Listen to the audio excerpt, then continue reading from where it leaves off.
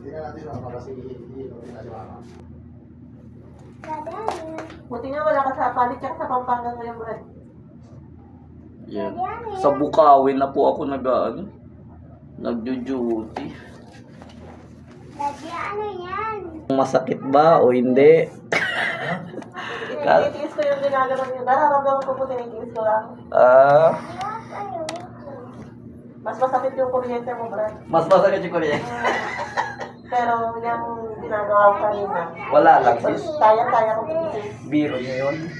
Alam nyo bang ilang ang pumasok? Nasa 2 inches yun sis. Oo. Opo. Relax na ba?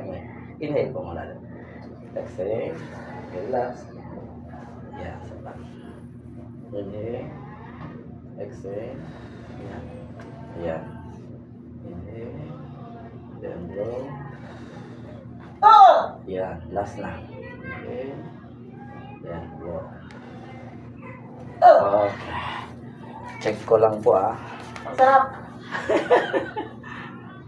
Check ko lang. Ayan, mahaba kanina oh. Opo, tsaka wala nung sakit pag kahit nahaba. Ayun. Kanina masakit eh, pag inahata. Apo. Ano na lang. Hindi na masakit eh. Ah, Parang masakit eh.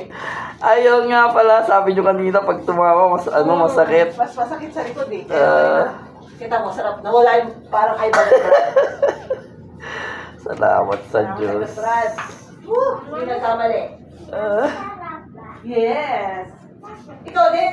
Pwede ba siya, Brad? Matignan? pwede naman, pero hindi ako puncture.